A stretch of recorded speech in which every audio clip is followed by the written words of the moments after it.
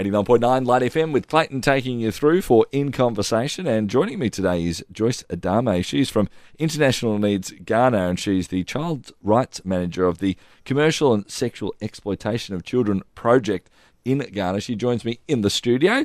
Joyce, welcome to the show. Thank you.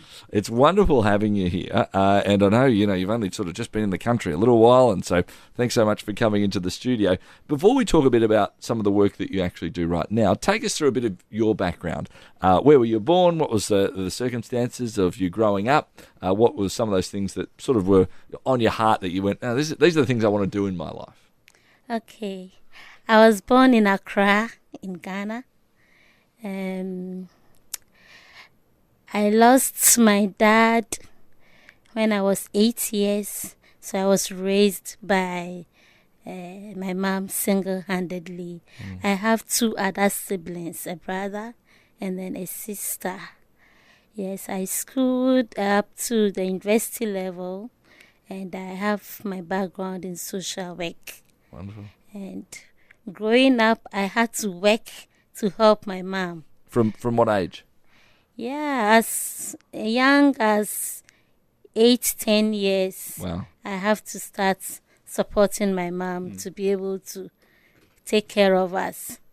And so that influenced my choice of career and my passion for making children enjoy their rights. Yeah, good stuff. Was that something that occurred sort of almost immediately from that time of that sort of young 20s age? Or was that something that, from that moment on you went, that's what I want to do? Or have you grown into that where it's actually, that's what you do day to day now? I think I love to work with people, particularly with children. So when you look at my career, it's all about children. Proud to the university, I taught in the kindergarten. I've taught in a primary school before I move into pure social work. Wonderful. Well, we're going to talk about the project specifically and why it's needed and required in a couple of minutes' time. But give us a little bit of background before we go to these next few songs about Ghana itself. Tell us a bit about Ghana, about the culture in terms of the social economic positioning of people, what's the general sort of understanding of what family is, those sorts of things that effectively actually impact your work. Could you give us a brief overview? Okay. Ghana is a country in West Africa. We have a population of 24 million people. It's a country that has a lot of challenges when it comes to the issues of children. Even though we have signed on to the United Nations Convention on the Rights of the Child, and we have a very good legal framework, yet still there are a lot of challenges when it comes to the issues of children, particularly in the area of their rights. Some children have to work to enable them meet their basic needs to support family income. And that's something that's sort of culturally been happening for many years, and sort of it's very hard to break. Is that correct? Yeah. All right, so that leads a lot into the work that you do, which we want to talk about in just a couple of minutes' time here on Melbourne's Positive Alternative LightFM. I'm going to be back with Joyce Odame from International Needs Ghana. She's the Child Rights Manager of the Commercial and Sexual Exploitation of Children project over there. We're going to find out what that does, and some of the people that Joyce works with. We'll hear some of the numbers as well of those that she's worked with in the past. That's on the way in just a moment here on Melbourne's Positive Alternative, LightFM. In Conversation with Clayton. 89.9 LightFM with Clayton taking you through this evening for In Conversation, and joining me is Joyce Odame from International Needs Ghana. She's the Child Rights Manager for the Commercial and Sexual Exploitation of Children project, and she joins me in the studio. Joyce, let's talk about the project. We've talked a little bit already about your bringing up and the passion that went into you and what you've always wanted to do to help children understand their rights. We've talked a bit about Ghana as a whole and how it runs and sort of has run for generations. Specifically, let's talk about this project that you're across, the Commercial and Sexual Exploitation of Children. Is that referring to families that let their children be exploited in these ways? Is it referring to governments that might take them, or others who might kidnap kids and use them in this way? What's it actually referring to? It's a combination of all the issues you've mentioned. For some families, because of their financial circumstances, poverty, unemployment, and all that, makes it difficult for them to meet the basic needs of their children. And sometimes this makes their children very vulnerable to become victims of commercial sexual exploitation. Again, yes, we have all the laws, but then they are not enforced. So people exploit children sexually and go away with this. So that kind of environment also makes it right for CSEC to grow. Yeah. And again, the children themselves, some of them, they are not assertive, they don't know their rights. So even when they are being exploited, they just keep quiet and suffer under it. So are you dealing mostly with kids who don't really have parents, so effectively who are orphans, or those who are actually got parents, but perhaps, they've just, the parents really aren't sure what to be doing anyway? We work with both, circumstances. Some children have parents, but the parents are poor.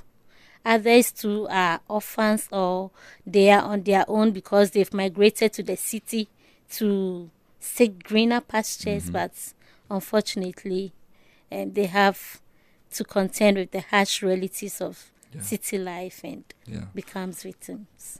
How many kids are you helping and dealing with on say, a weekly basis? This project is actually targeting 500 children. Wow. Yeah. It's a lot of kids. Yes. Yeah. How many people like you are actually working with that? I'm hoping it's not just you, Joyce. Yes. The project has been implemented over 2 years now, and we have over 400 children that we are supporting. There are those that we are preventing. They are at risk, and they are real victims that we have rescued from that CSEC. And how many people are actually helping in the project? How many adults are actually running the project alongside you? Okay, we are about a team of 7. Mm-hmm. We have counselors. 7 for 400 kids. Yes, because there are a lot of volunteers too in the communities that provide support for this work. Fantastic. And look, maybe, we hear what you do and we say fantastic that you're actually helping these kids. Maybe take us through, if you could, maybe one person's story. So we understand, sometimes it helps us to understand what is actually happening.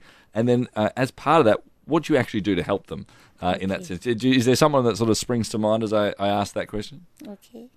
It's okay, I can respond to that. Wonderful. Yes. I would like to take you through the story of Stephanie. Yep. Yes, we encountered her when she was 17 years old. But she became a mom at the age of 15 because her father became unemployed because he had a problem with his eyes. And then the mom was also unable to cope because her business ran down. So Stephanie started asking for help from people around, and one man was helping her, and through that the man was actually grooming her to abuse her. So she got pregnant and dropped out of school at Form 2, junior high, senior high, Form 2.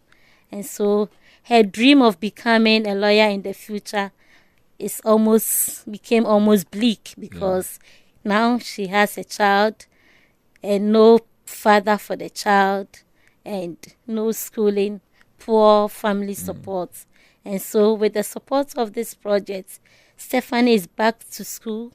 She's completing her 3rd year in secondary school. Wow. And now she's getting prepared to enter the university. That is if she passes her exam. So this is the kind of transformation that this project is bringing to the lives of children. And there are hundreds of these children that we are working with. Right. So you're able to identify who they are and then give them the support and the finances to be able to work their way into that. That's just fantastic. Fantastic stuff. It must be great to be a part of that, Joyce. Not great that there's the situation that you're faced with, but being able to actually be a part of the solution as we go through I'm sure that there's a lot of people here in Australia who are supporting that. And if you want to find out a bit more from Joyce, I know you're touring around Melbourne a bit. If people want to catch up with you and maybe have a chat and find out a bit more, or maybe even support the commercial and sexual exploitation of children project going on in Ghana, you can get in touch with International Needs at internationalneeds.org.au. That's internationalneeds.org.au. We'll put all the links up on our webpage, and we'll put this podcast up in a little while's time as well. Joyce, thank you for your time. Thank you for the work you're doing most of all in Ghana, and thank you for chatting to us today. Thank you for the opportunity for me to share.